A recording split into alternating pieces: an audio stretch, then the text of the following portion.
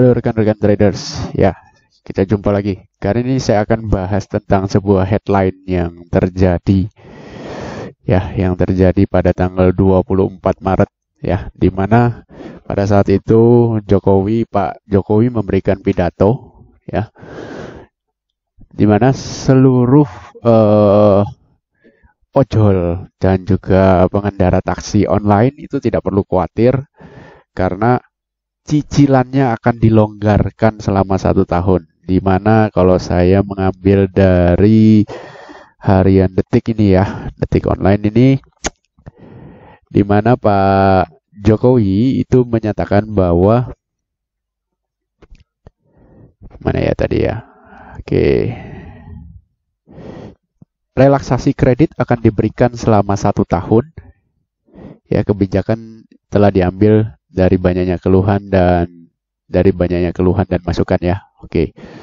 Dan juga ada lagi tambahannya, yaitu untuk UKM. Ya, di mana Pak Jokowi mengatakan bahwa pelaku UMKM yang memiliki kredit di bawah 10 miliar juga akan diberikan kelonggaran yang sama. Ya. Di mana OJK akan memberikan kelonggaran relaksasi kredit UMKM untuk nilai kredit di bawah 10 miliar, baik kredit perbankan maupun industri keuangan non-bank. Jadi seperti leasing, multi finance gitu ya. Akan diberikan penundaan cicilan sampai 1 tahun dan penurunan bunga. Nah, asumsi yang jadi di sini harus ada dua sisi dulu ya. Asumsi yang didapatkan oleh pendengar itu adalah seperti ini. Jadi UMKM itu usaha mikro, kecil, dan menengah. Jadi asumsi yang timbul di khalayak masyarakat bahwa semua pengendara ojol, taksi online, dan juga yang memiliki kredit UMKM maksimalnya 10 miliar itu selama 1 tahun cuti nyicil. Seperti itu. Asumsi yang didapatkan oleh masyarakat adalah seperti itu. Dari sisi masyarakat mereka akan senang. Ya, yang punya utang. Karena mereka berpikir, oke, berarti selama 1 tahun ke depan mereka tidak perlu nyicil sama sekali. Itu yang ditangkap dulu nih oleh masyarakat. Dan bagi pelaku pasar, yang ditangkap adalah, wow, kalau tidak ada cicilan, baik berupa pokok pinjaman maupun bunga, maka bagaimana industri perbankan dan multi finance, terutama sektor finance ini ya, bisa survive di tengah wabah corona seperti ini. Ya kan? Dengan harga yang sudah terdiskon banyak, contoh nih BBRI ini udah terdiskon berapa nih? Untuk tahun ini kurang lebih BBRI terdiskon sekitar hampir 50%. Ya, terdiskon BBRI untuk tahun ini, tahun 2020. Lah, kalau ditambahi lagi dengan yang namanya cuti nyicil, waduh, mau jadi berapa harga BBRI? Jangan-jangan bisa di bawah 1.000, kan seperti itu. Kenapa kok BBRI? Jadi banyak yang bertanya kepada saya, kenapa kok yang ditanya itu saya bingung, kenapa kok BBRI? Karena ada kata UMKM-nya, ya, UMKM-nya, di mana setahu kebanyakan orang, jadi kebanyakan orang itu taunya BRI itu adalah rajanya UMKM, kredit UMKM. Nah, kita bisa lihat di sini, ini berita 29 Januari 2020, di sini beritanya sepanjang tahun lalu, berarti 2019, BRI itu menyalurkan kredit 900 triliun ya, 900 triliun. Di mana porsi UMKM-nya adalah sebesar 700 triliun. Ini yang bikin orang shock. BRI mengucurkan kredit 900 triliun, di mana 700 triliunnya adalah UMKM. Apa enggak shock semua orang?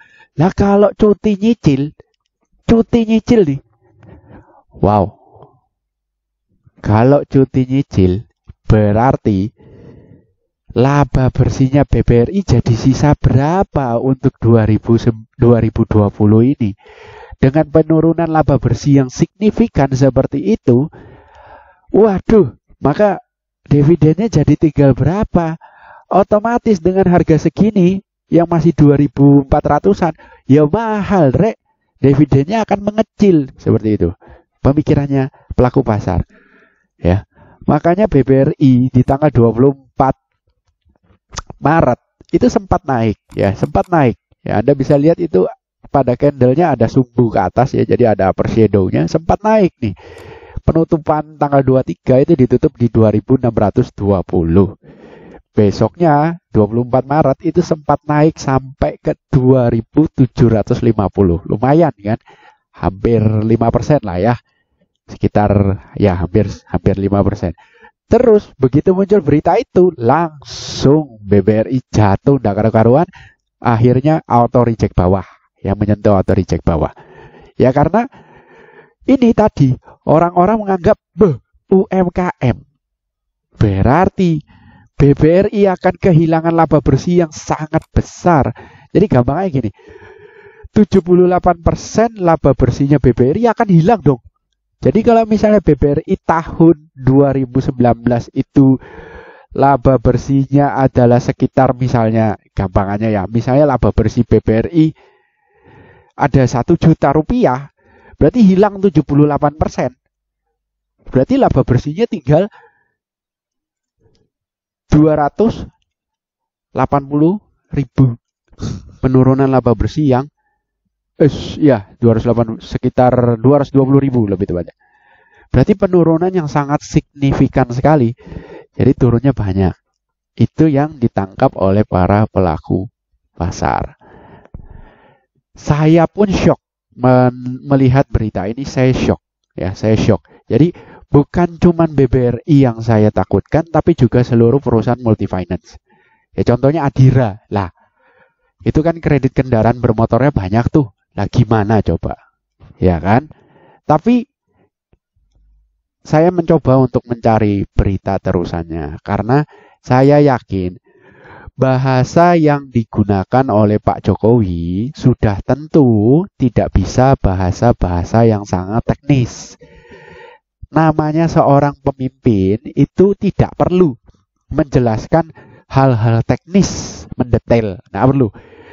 Beliau sebagai pemimpin dan pemimpin di mana-mana itu cukup menyampaikannya secara global, secara makronya saja.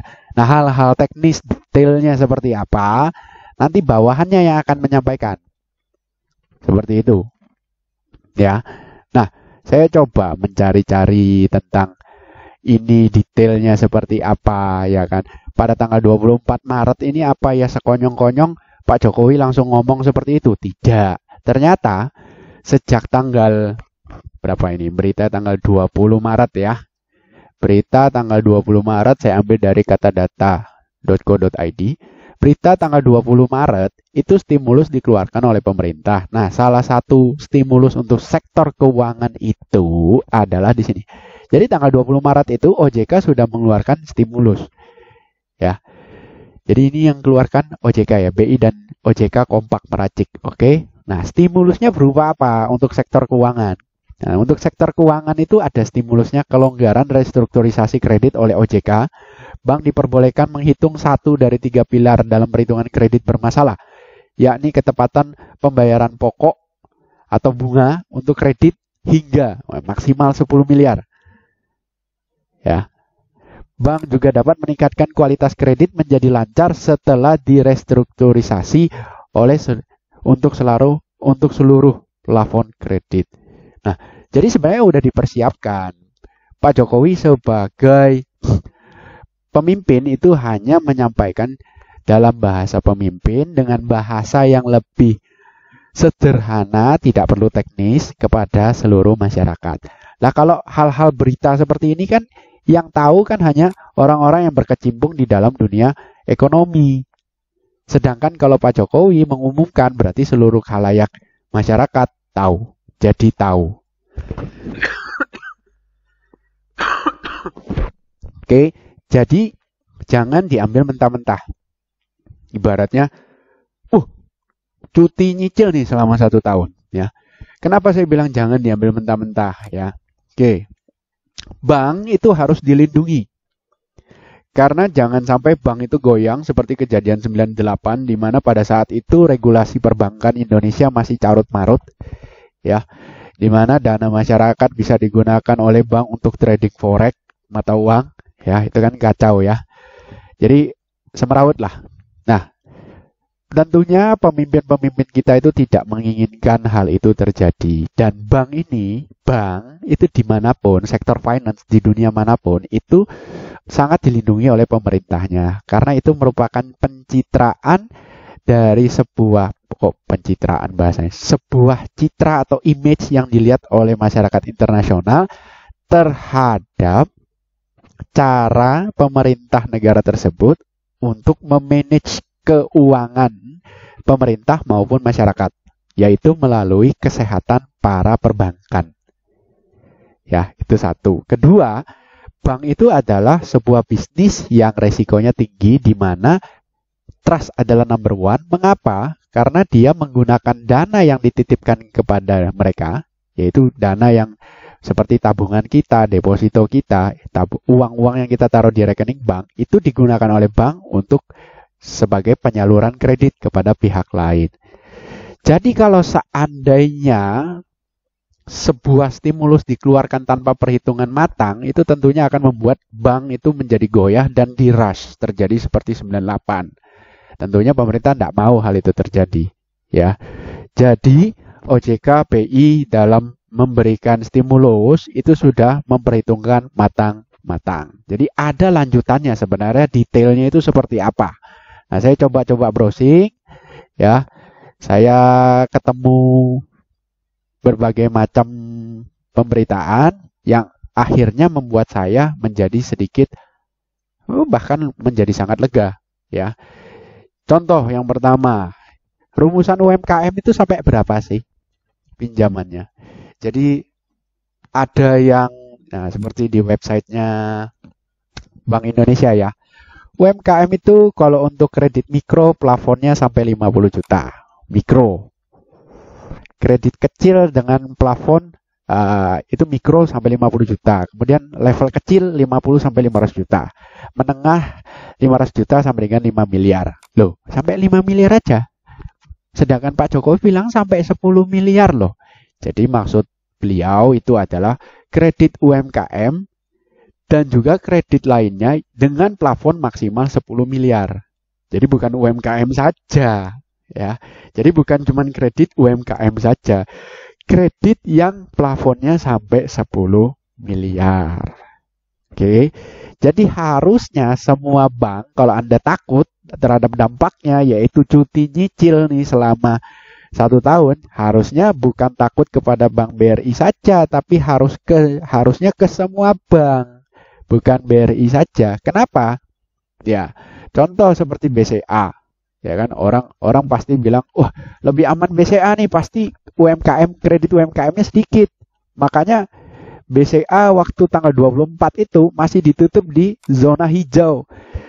Ya, saya cuma bilang, itu asumsi. Berdasarkan fakta, ya, berita 28 Oktober dari media bisnis, di sini dikatakan bahwa porsi kredit daripada BCA itu, ya, kredit perseroan, nah, dengan porsi yang tercatat sebesar 39,6% dari total portfolio kredit BCA itu adalah segmen korporasi.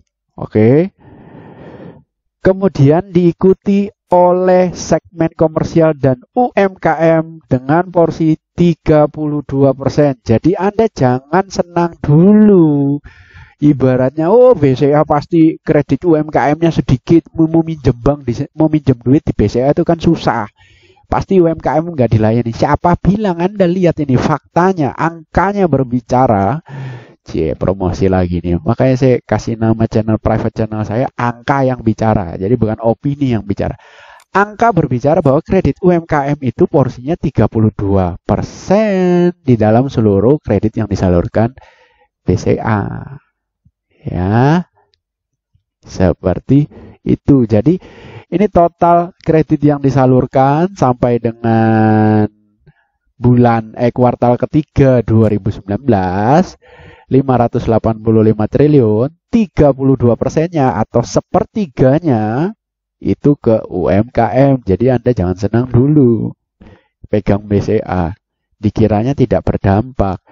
Woi, berdampak yo. Ada dampaknya. Jadi kalau semuanya cuti nyicil 1 tahun, semua bank itu kena. Tidak ada bank yang tidak kena. Semua bank kena. Oke. Jadi kalau Anda masih menganggap BCA aman, pikir baik-baik ya, seperti itu. Jadi kalau berasumsi, beropini itu berbahaya. Oke, selanjutnya. Berapa besar sih kredit UMKM itu porsinya kalau kita bandingkan dengan seluruh kredit yang ada di Indonesia ini? Nah, saya mendapatkan satu data dari websitenya Bank Mandiri ya. Di sini per September ya 2019 penyaluran kredit perbankan, jadi artinya semua bank ya. Semua bank nih, jadi bukan cuma BCA doang. Penyaluran kredit perbankan ke segmen UMKM itu mencapai 1.000 triliun atau setara kurang lebih 18,8% dari total kredit perbankan. Jadi kalau total kredit UMKM adalah 1.000 triliun, berarti keseluruhan kredit yang beredar di Indonesia ini adalah sekitar 5.000-an triliun. Seperti itu. Jadi total kredit 5.000 T. Yang UMKM ada 1.000 T. Nah, kita gampangnya seperti itu. Jadi seluruh kredit di Indonesia ada sekitar 5.000-an triliun. Berarti 4.000 triliun adalah kurang lebih kredit korporasi, terus kredit kendaraan bermotor, KPR, dan lain-lain. Ya, UKM-nya ada sekitar hampir 20%. Nah, kalau ini cuti nyicil, jebret. Bukan cuma BRI yang kena dampaknya. Bener-bener cuti nyicil ya. Pokok plus bunga, itu berarti bukan cuma BRI aja yang kena dampaknya, semua. Ya, semua.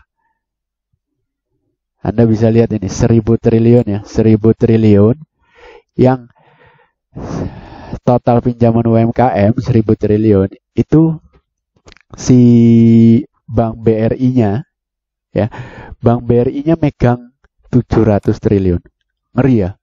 Jadi 300 triliunnya dibagi ke semua bank yang lain, BRI sendiri 700 triliun kurang lebihnya. Jadi artinya monopoli untuk kredit UMKM. Ya memang benar. Cuma dampaknya kalau sampai cuti cicil itu semua bank kena tetap. Ya. Oke, saya lanjut. Nah, kalau cuti cicil, benarkah akan cuti cicil? Kok saya ngerasa sepertinya tidak. Ya, kalau cuti cicil semua saya merasa sepertinya tidak. Karena di dalam media gridauto.com, nah ya kan, jadi tentang otomotif nih. Di sini ya, headline-nya adalah Corona mewabah, OJK minta bank dan leasing terapkan relaksasi kredit. Nah, Adira Finance berkata, sudah lama kami terapkan, tapi nah, ada tapinya nih. Intinya adalah seperti ini. Jadi sebelum adanya relaksasi kredit yang disampaikan oleh Pak Jokowi, itu sebenarnya kredit macet juga sudah ada di dalam bidang kredit kendaraan bermotor. Dan kalau kredit kendaraan bermotor, Adira ini juga salah satu jagoannya, ya kan, seperti itu. Jadi di sini disampaikan oleh siapa ini? Sebentar. Pak Niko Kurniawan ya. Pak Niko Kurniawan, siapa sih Pak Niko Kurniawan ini? Direktur Penjualan, Servis dan Distribusi PT Adira Dinamika Multifinance, ADMF ya. Dia bilang, sejak dulu pihaknya telah menjalankan relaksasi pembiayaan kepada debitur yang mengalami kesulitan pembayaran. Jadi maksudnya begini, sebelum ada COVID-19, kalau ada debitur yang macet nih, kesulitan bayar, kita sudah kasih relaksasi kok. Nah, seperti itu. Ya kan? Kita sudah kasih relaksasi. Jadi artinya kredit macet itu, orang agak kesulitan bayar itu sudah ada kok sebelum COVID-19. Jadi hal yang biasa seperti itu. Hanya saja dalam masa pandemi seperti sekarang ini, pihaknya memperpanjang masa relaksasi agar debitur yang terdampak bisa memenuhi kewajiban pembayaran kreditnya nanti. Loh, sudah susah bayar, terus kena COVID-19, tambah susah bayar, masih juga dikasih relaksasi. Kenapa coba? Simple. Core bisnis daripada multi finance dan bank, itu core bisnisnya adalah uang cari uang. Uang jadi uang. Kalau seandainya kendaraan bermotor ini macet bayarnya, disita barangnya, aduh itu mau sebanyak apa disitanya dan mau ditaruh di mana?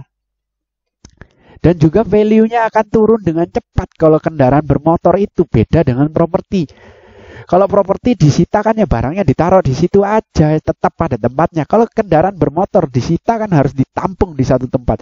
Berarti sektor finance harus ngeluarin duit lagi, sewa tanah, sewa uang penjagaan, belum lagi harga asetnya yang selalu turun setiap tahun, namanya juga kendaraan bermotor. Ya tentu saja finance tidak mau hal itu terjadi. Gitu loh. Buat apa menyita suatu barang yang nilainya selalu turun, terus menyimpannya harus keluar duit lagi untuk sewa lahan tempat menyimpan barang-barang yang disita. Buat apa? Malah rugi. Ruginya 2 kali. Sudah nggak dapat cicilannya, barang yang disita nilainya terus turun setiap tahun. Paham ya? Jadi gimana caranya orang yang macet-macet ini dibantu? Jadi itu hal yang biasa. Hal yang biasa. Hanya saja ya. Nah, hanya saja Anda harus baca yang di sini baik-baik tadi ya.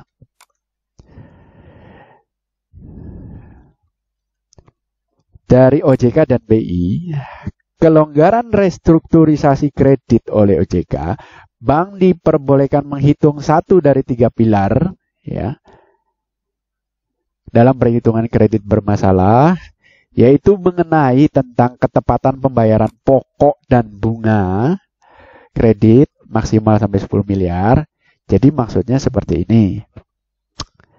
Kalau awalnya tanpa ada relaksasi yang diberikan OJK kepada sektor finance, maka misalnya nih ada orang kredit 10 juta. Ya, 10 juta nih dia kredit. Terus mulai macet-macet nih, udah 3 bulan mulai macet-macet. 3 bulan macet-macet nih, udah bayarnya nggak bayar terus nih, ditagih nggak bayar. Maka secara pembukuan, misalnya utangnya sisa 10 juta ya, secara pembukuan 10 juta ini akan dimasukkan ke dalam bagian utang yang sudah memiliki resiko gagal bayar. Seperti itu. Sehingga kalau dimasukkan ke dalam hutang yang memiliki resiko gagal bayar, akibatnya apa? Menaikkan NPL. Seperti itu. NPL-nya naik. Bank itu takut sekali kalau NPL-nya naik. Seperti itu. Nah, oleh OJK diterbitkanlah relaksasi aturan. Karena ada COVID-19, ya, orang yang kesulitan membayar, maka gak perlu cepat-cepat dimasukkan ke dalam bagian NPL. Itu sih yang saya tangkap. Ya, itu yang saya tangkap. Jadi 10 juta ini masih dianggap kredit yang masih on time membayar. Kredit yang masih sehat. Seperti itu. Karena diberikan relaksasi, lebih rileks. OJK bilang rileks aja bro. Gak perlu cepet-cepet dimasukkan ke NPL. Ya, gak perlu dianggap kredit macet. Toh ini lagi wabah pandemi COVID-19. Jadi ya sama-sama ngerti lah. Saya ngerti kok katanya OJK dan BI. Jadi itu bukan kredit macet. Nah, dengan begitu bank kan jadi seneng. Artinya NPL mereka tidak akan melonjak. Tinggal bagaimana si bank dan multifinance ini menyusun relaksasi cicilan dan bunga. Seperti itu. Nah, bagaimana cara menyusunnya? Saya sudah dapat ada sedikit bocoran juga itu kalau kita lihat dari si Adira ya. Nah, di Adira kami sudah jalankan dari dulu, di mana jika ada konsumen yang kesulitan pembayaran tapi masih niat baik untuk bayar. Oke, masih niat baik untuk bayar. Jadi artinya ditelepon, didatangin, "Pak, ini gimana?" "Oh iya, saya niat bayar, cuman usaha saya sedang bla bla bla bla bla bla." Orangnya nggak lari. Didatangin, dibukain pintu, bukan didatangin terus dilempar sendal itu ya, enggak. "Oh ya, silakan datang, Pak. Ada apa ini, saya bisa bantu gimana? Ini mohon maaf nih, cicilan saya telat lagi nih ya." Itu masih ada niat bayar. Ya. Kami kasih kok restrukturisasi, relaksasi agar bisa tetap melanjutkan pembayaran. Seperti itu. Ya. Apalagi ditambah dengan situasi ekonomi yang ngedrop gara-gara Covid dan imbauan OJK. Nah, maka kami relaksasi lebih besar lagi agar dapat membantu konsumen kami yang terpapar dampak ekonomi COVID-19. Adira nyantai wae, bro. Gitu loh. Kok Anda pemegang saham BBRI paniknya minta ampun? Anda pegang saham bank paniknya minta ampun. Lah, ini Adira yang jelas-jelas banyak kredit di kendaraan bermotor dan kredit-kredit konsumtif lainnya. Justru mereka harusnya lebih panik. Lah, ini aja dia tidak panik, nyantai bro. Yang penting kita tahu kok, OJK udah kasih lampu hijau, ini jangan cepat-cepat dianggap kredit macet, maka kita akan ngasih paket-paket pembayaran yang lebih rileks, yang lebih lunak, yang lebih santai. Seperti itu. Lanjut. Ya. Oke. Nah, di sini di media apa ini? Bisnis.com ya. Daftar kelompok debitur penerima relaksasi kredit bank itu siapa aja. Nah, jadi jangan Anda anggap semua orang yang punya utang 10 miliar ke bawah, setelah Pak Jokowi ngomong seperti itu, maka Anda bisa cuti nyicil. Oh, jangan senang dulu, bro. Ya, santai, bro. Santai ya. Seperti itu. Siapa aja nih yang berhak? Nah, di sini disampaikan nih. Ya. Relaksasi pengaturan ini berlaku untuk debitur non-UKM juga. Ya. Non-UKM dan UKM. Nah, dan akan diberlakukan sampai dengan 1 tahun setelah diterapkan. Oke, kenapa kok non-UKM juga dikasih? Ya, kenapa kok non-UKM juga dikasih? Jadi ini saya bilang ini sebenarnya relaksasinya itu untuk semua. Ya, relaksasinya itu untuk semua. Kalau saya bilang. Kenapa? Simple. Contoh, ada sebuah industri padat karya, tenaga kerjanya banyak. Katakanlah untuk menyederhanakan angka, laba kotornya 100 juta. Ya, laba kotor. Ya. Terus dia bayar gaji karyawan 1 bulan itu adalah sekitar 40 juta gaji. Kemudian dia bayar pinjaman ke bank, bunga plus pokok sekitar 40 juta. Ya, oke. Pada saat terjadinya pandemi ini, maka otomatis laba kotornya pun juga tidak mungkin tetap 100 juta.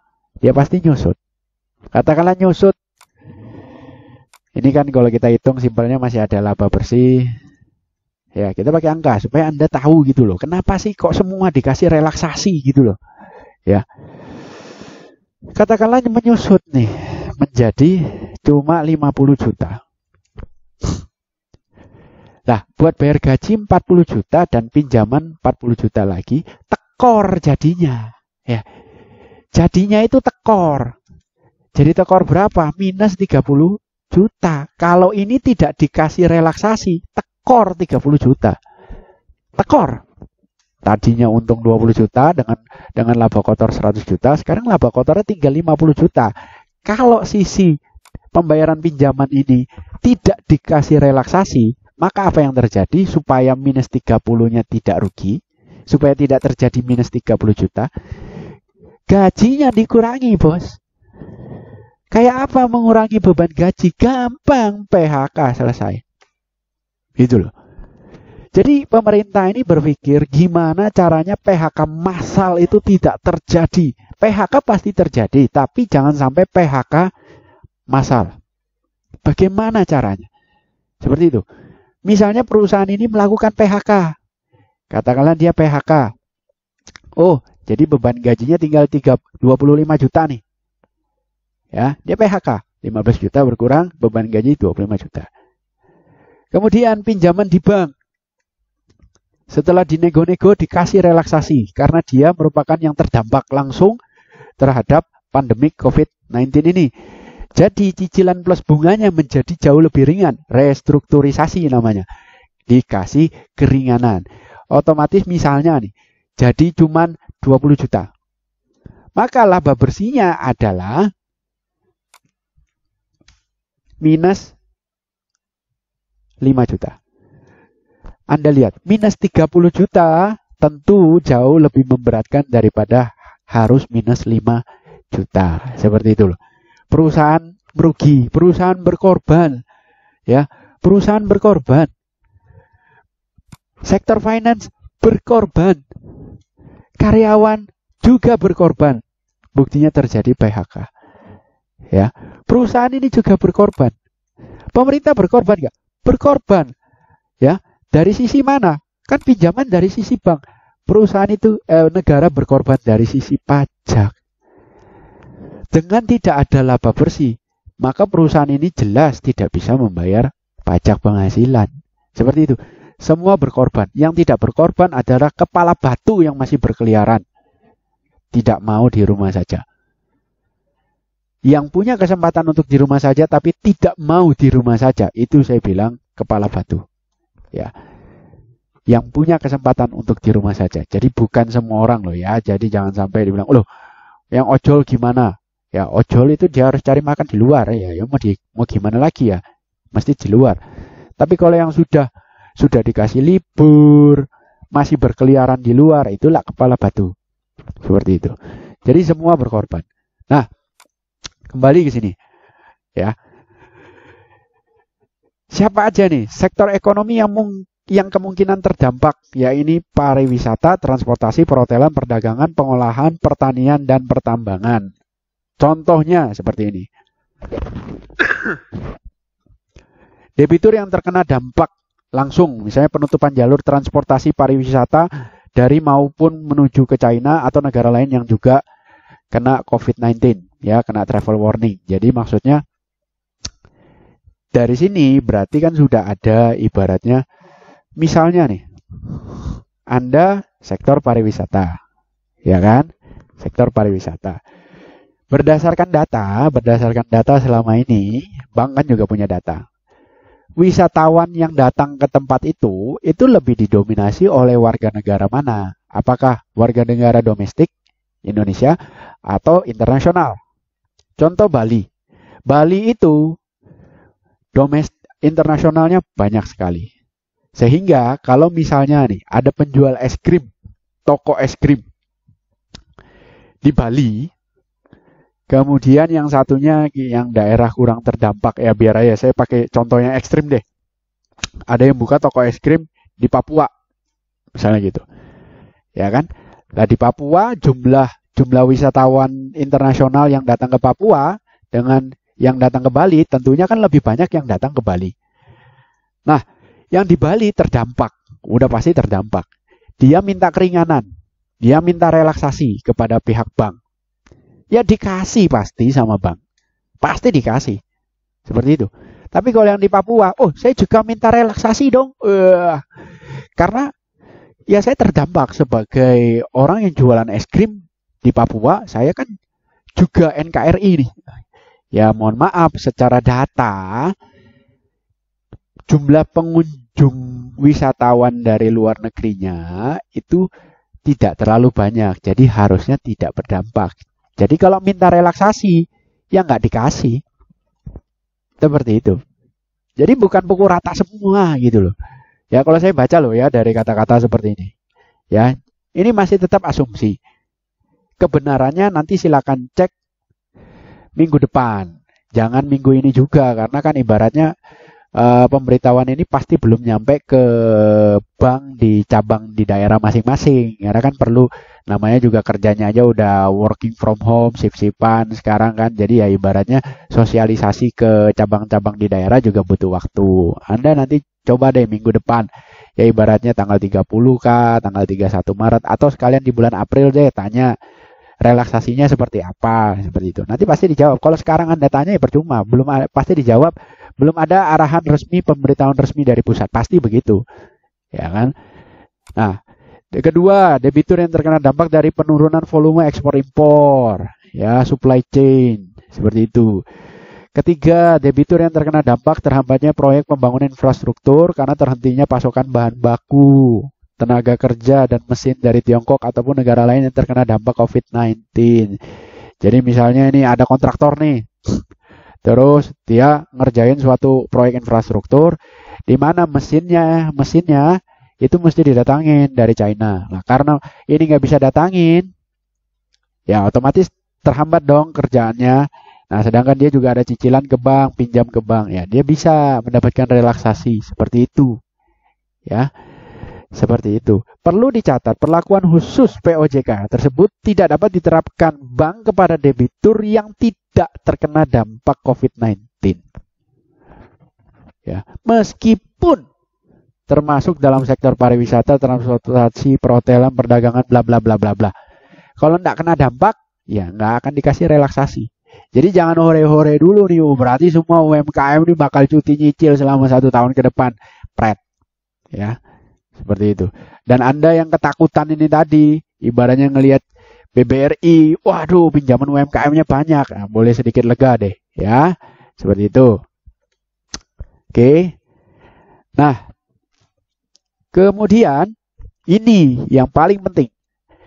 Stimulus juga dapat diterapkan. Ini kan semua bahasa teknis ya, yang mana Pak Jokowi sebagai pemimpin tidak perlu menyampaikan sampai teknis-teknis seperti ini, itu tidak perlu.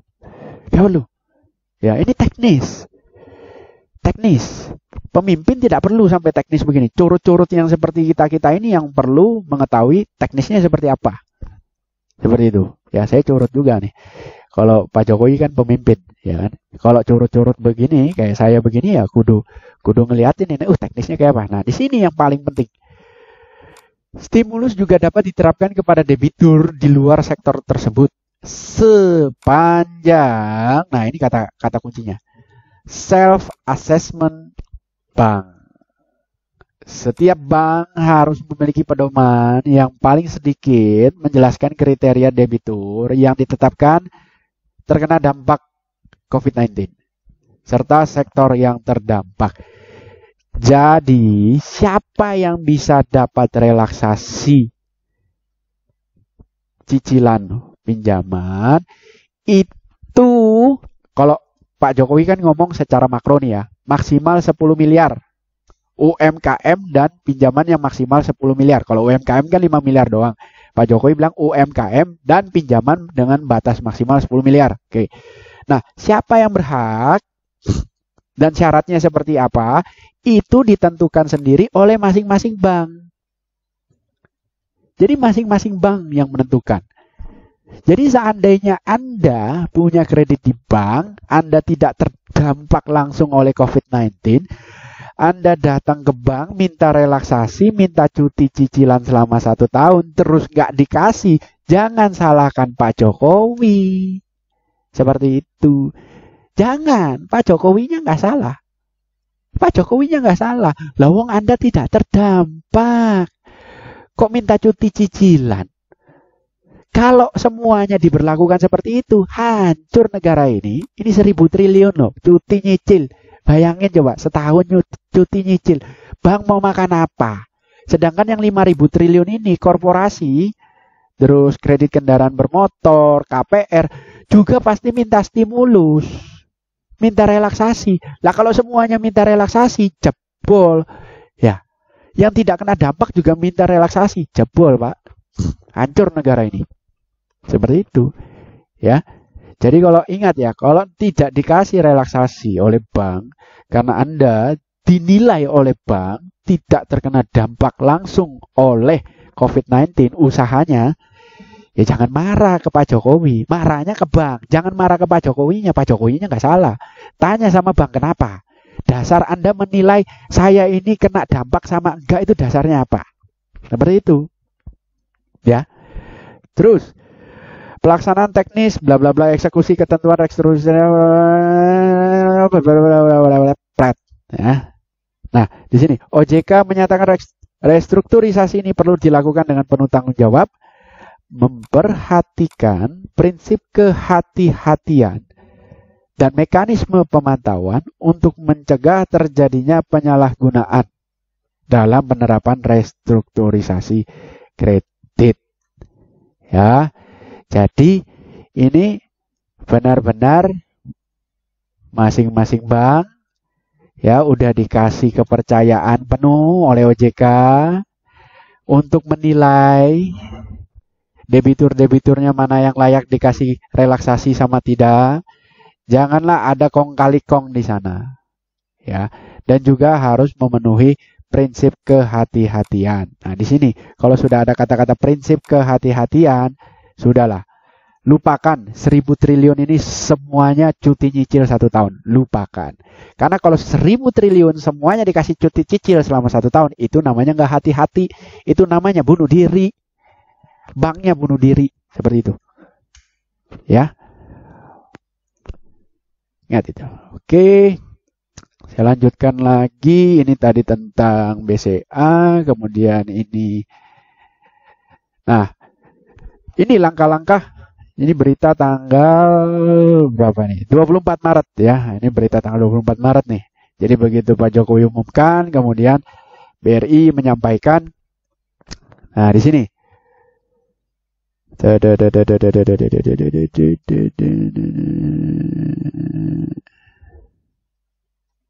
Nah,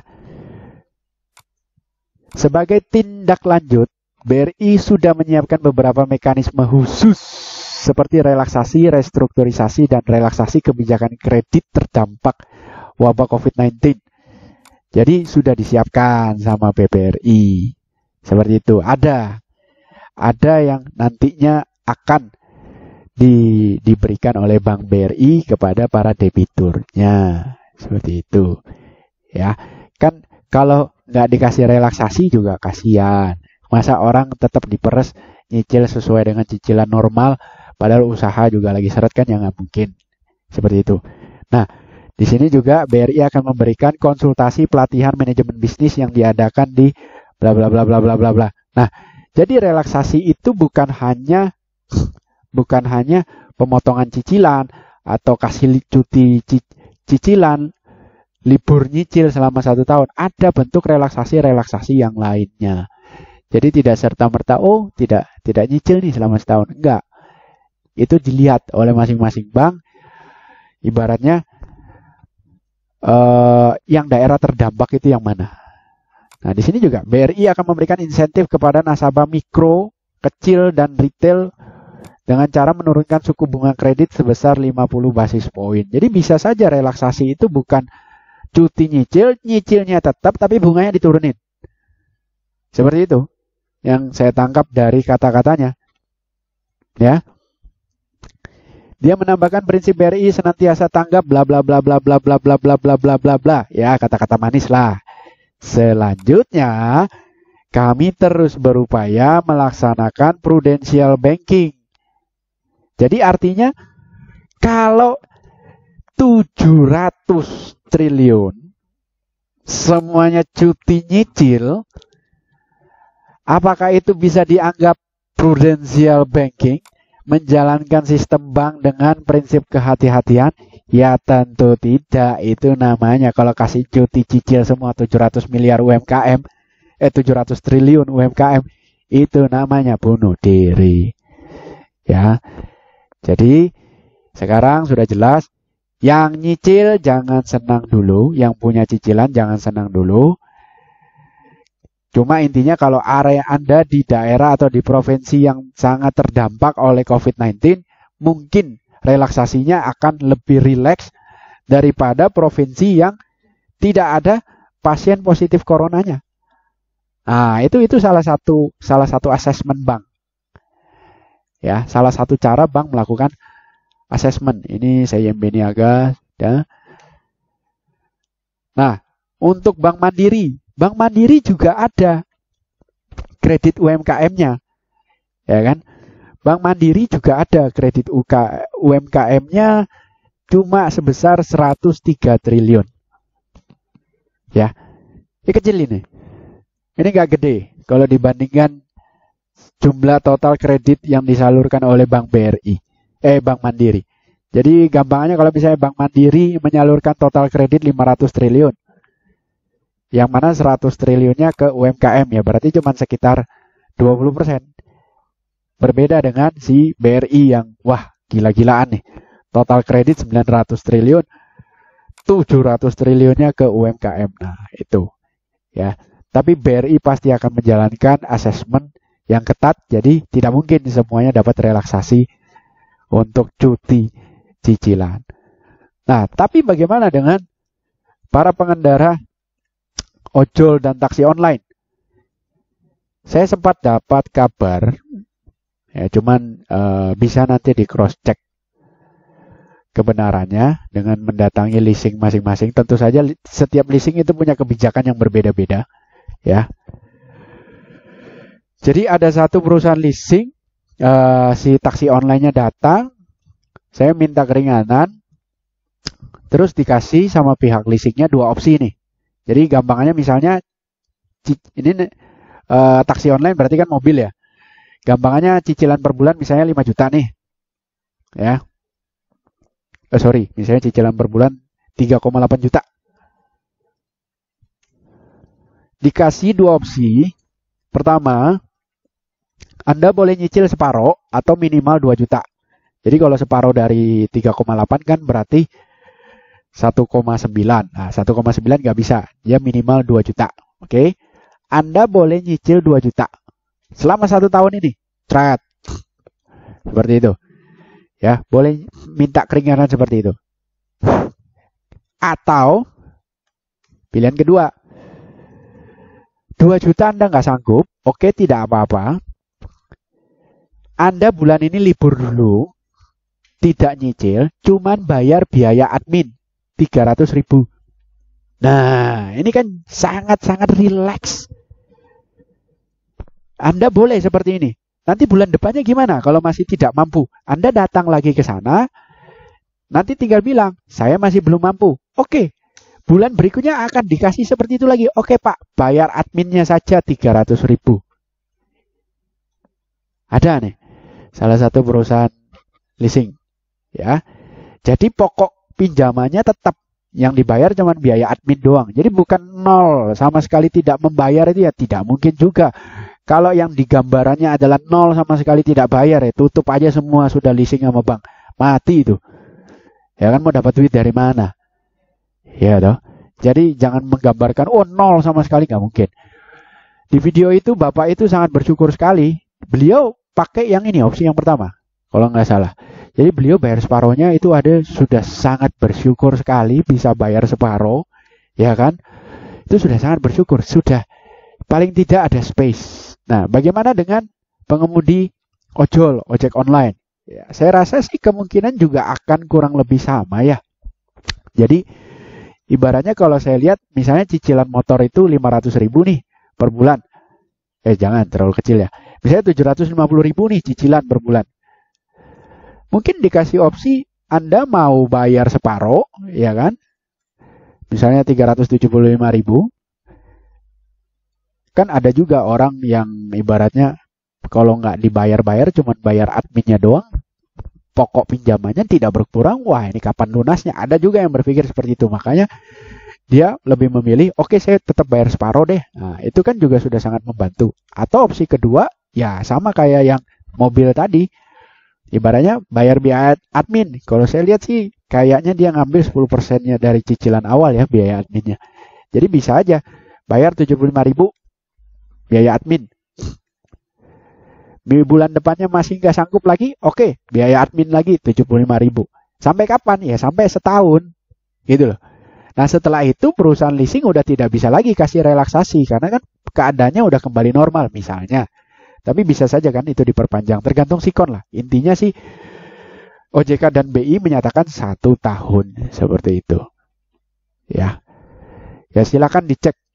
Intinya tidak mungkin tidak mengeluarkan uang sama sekali itu, aduh, tidak membayar cicilan sama sekali, sepeser duit pun tidak keluar tuh, rasanya nggak mungkin. Karena perputaran uang di bank akan macet seperti itu nggak mungkin.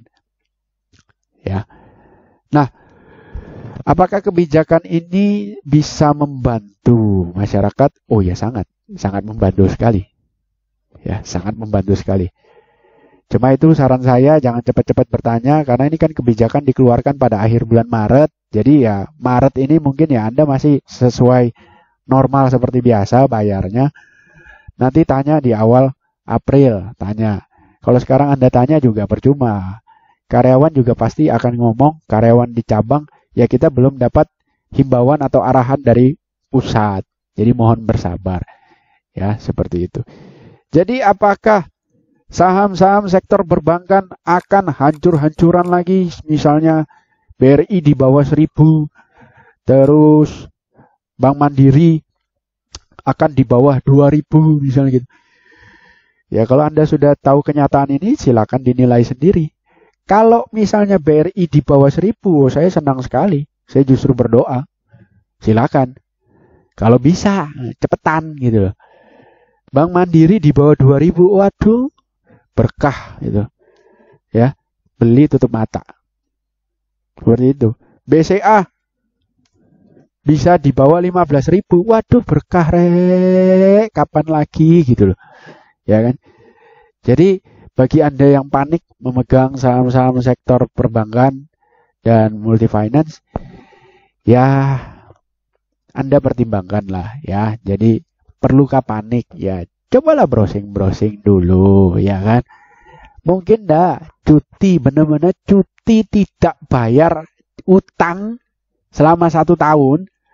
Jadi multifinance dan bank itu benar-benar tidak terima uang sama sekali. Mungkin enggak? Ya macet lah kita semua, diras habis-habisan itu bank.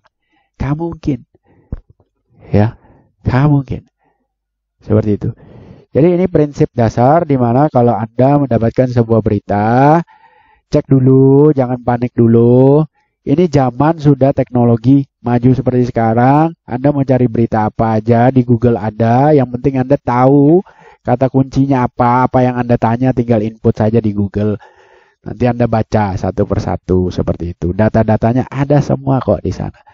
Jadi tidak perlu panik. Seperti itu ya. Kalau harga saham-saham perbankan jatuh lagi, oh ya seneng dong. Kapan lagi gitu loh. Ya kan? Kapan lagi bisa dapat seperti itu. Yang jelas, tulang punggung perekonomian itu ada di tangan bank. Dan kapan market rebound itu juga bisa kelihatan dari bank.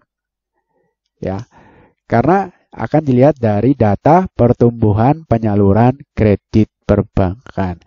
Kalau penyaluran kreditnya melambat, ya market akan susah rebound kencang. Ini kan yang orang-orang mau itu kan reboundnya adalah seperti ini. Yang orang-orang awam mau itu adalah reboundnya market itu adalah rebound yang seperti ini.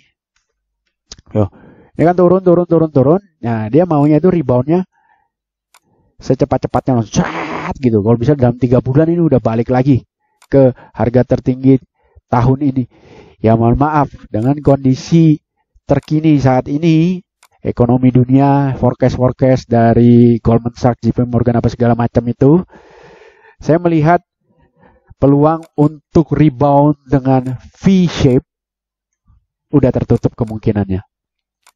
Kemungkinan yang ada adalah rebound dengan bentuk U-shape, jadi bentuk U, ini kan market turun begini, kemudian terjadi konsolidasi di bawah, ya naik turun ya mungkin 3 bulan 6 bulan, setelah itu baru perlahan-lahan naik. Nah ini U, bentuk huruf U, ya. Sedangkan yang awam mau itu kan V-shape begini, ya mohon maaf itu nggak ada ya V-shape seperti itu ya, itu hanya tinggal di dalam mimpi sekarang. Atau yang terparah adalah L-shape.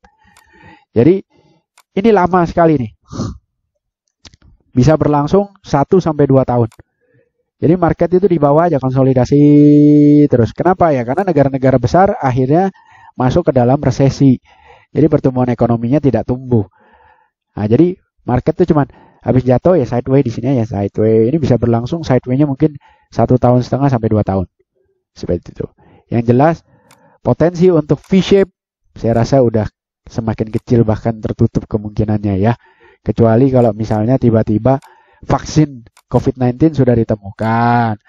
Terus data perekonomian China bulan Maret rebound kembali seperti data ekonomi sebelum terjadinya virus COVID-19. Yang mana hal itu kecil kemungkinannya. Ya. Jadi sudah hampir sejam nih. Kayaknya udah kelamaan banget. Thank you bagi yang udah setia nonton sampai akhir. Terima kasih banget. Dan dari video yang saya sampaikan ini, Anda harusnya bisa belajar bahwa dalam menangkap sebuah berita, menangkap sebuah pesan yang disampaikan, kita tidak bisa hanya menangkapnya dari satu sisi saja. Presiden sebagai pemimpin, ya jelaslah beliau nyampaikan yang global lah, yang makro lah. Masa beliau jelaskan sampai sedetail-detailnya, ya kasihan beliau. Detail-detailnya itu ya bagian curut-curut di bawahnya beliau yang jelaskan. Seperti itu. Jadi jangan dimakan mentah-mentah juga. Terus Anda harus memegang teguh prinsip. Contoh, misalnya bank. Ya, bank itu prinsipnya apa sih? Prudent, kehati-hatian. Jangan sampai terjadi seperti 98. Banknya itu semua kebanyakan tidak hati-hati.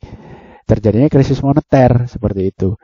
Ya, makanya dari zaman Bu Megawati, Pak SBY, Pak Gus Dur, sampai sekarang Pak Jokowi, itu bank itu betul-betul sekarang sudah dilindungi dengan berbagai aturan-aturan supaya kejadian 98 tidak terulang kembali.